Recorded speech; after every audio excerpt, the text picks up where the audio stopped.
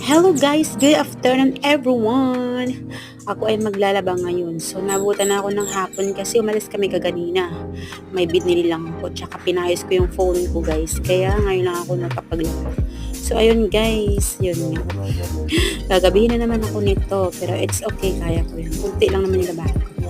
So ayun, thank you so much for watching guys. I love you all and God bless. Happy blessed Sunday everyone. Bye bye. I love you all.